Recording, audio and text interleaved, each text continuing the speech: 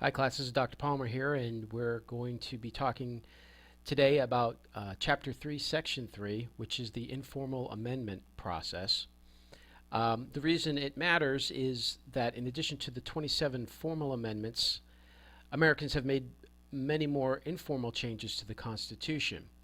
As the federal government expanded, all three branches have introduced new ways to govern that do not necessarily conflict with the original Constitution. Here's some vocab that you should know. The Constitution, as you are learning, is a comparatively short document. Much of it is devoted to matters of principle and of basic organization, structure, and process. Most of its sections are brief, even skeletal in nature. For this reason, the real key to constitutional change and development lies in the process of informal amendment. Informal amendment is the process by which, over time, many changes have been made in the Constitution, which have not involved any changes in the Constitution's written word. To understand the Constitution and the process of constitutional change, you must understand a key point. There is much in the Constitution that cannot be seen with the naked eye. The informal amendments are the result of the day-to-day, year-to-year experiences of government under the Constitution. This highly important process of informal amendment has taken place and continues to occur in 5 basic ways.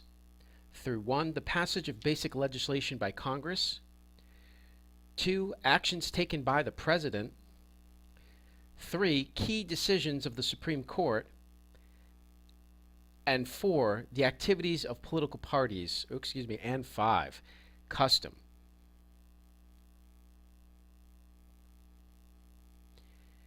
Let's look at the first, basic legislation. Congress has been a major agent of informal amendment in 2 important ways. First, it has passed a number of laws to spell out several of the Constitution's brief provisions.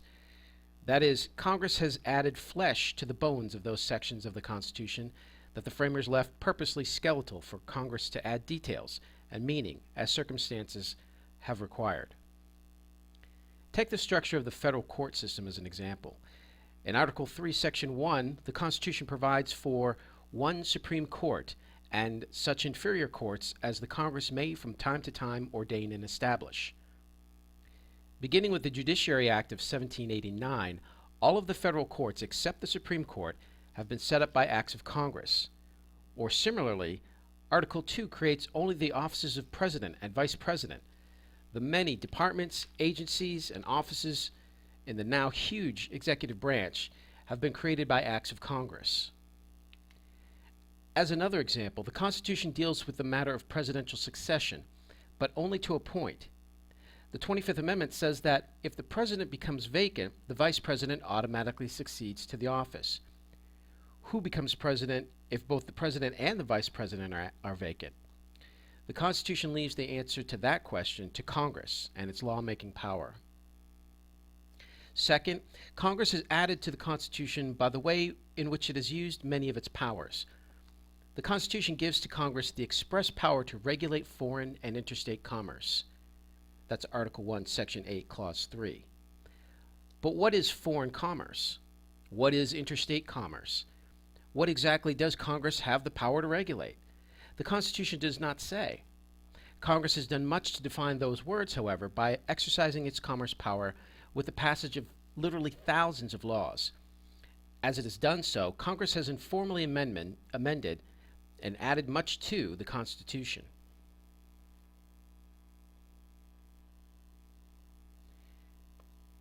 Executive action.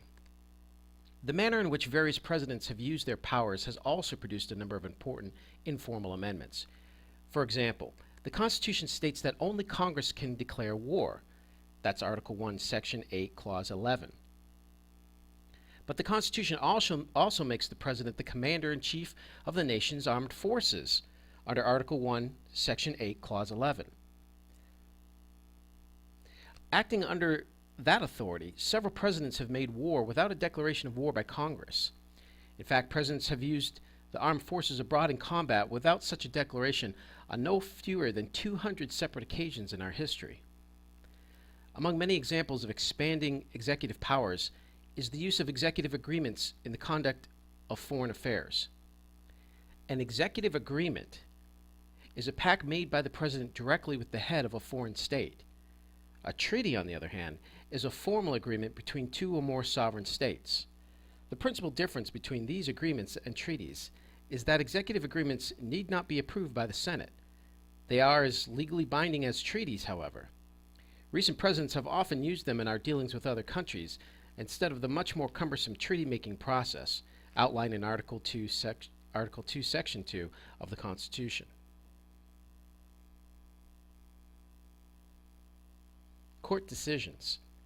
The nation's courts, most tellingly the United States Supreme Court, interpret and apply the Constitution in many ways they hear. You have already read about several of these instances of constitutional interpretation, that is, informal amendment, by the courts, such as in Marbury v. Madison in 1803.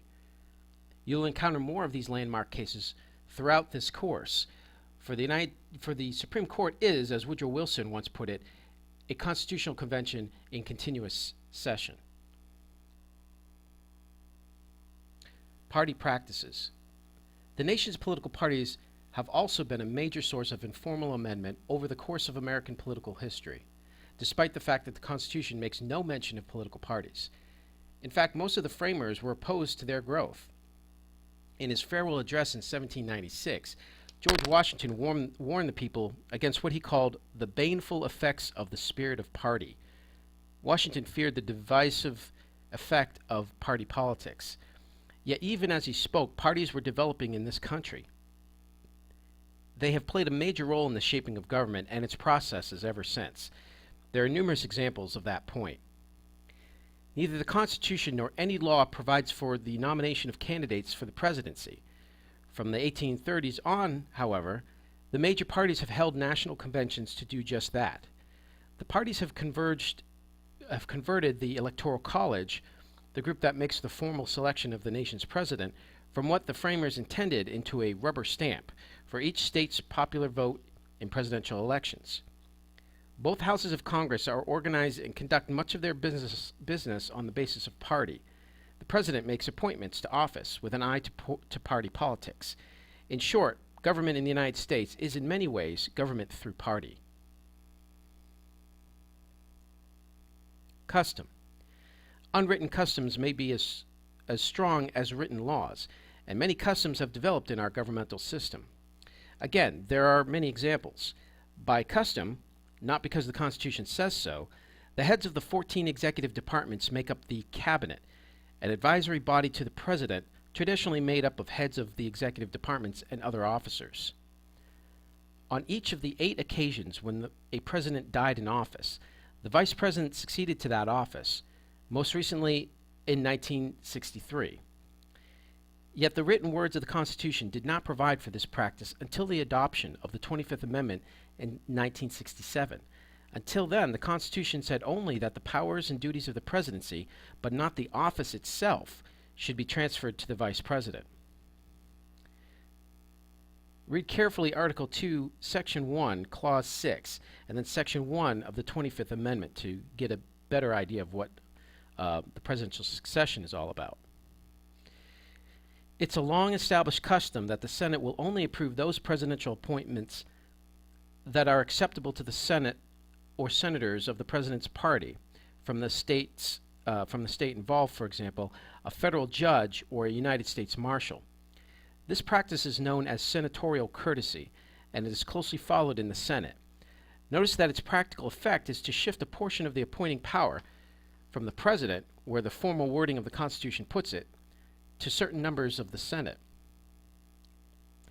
Both the strength and importance of the unwritten customs can be seen in the reaction to the rare circumstances in which one of them has not been observed. For nearly 150 years, the no third term tradition was a closely followed rule in presidential politics. The tradition began in 1796 when George Washington refused to seek a third term as president, and several later presidents followed that lead. In 1940 and again in 1944, however, Franklin Roosevelt broke the no third term custom. He sought and won a third and then a fourth term in the White House. As a direct result, The 22nd Amendment was added to the Constitution in 1951. What had been an unwritten custom, an informal amendment, became a written part of the Constitution itself.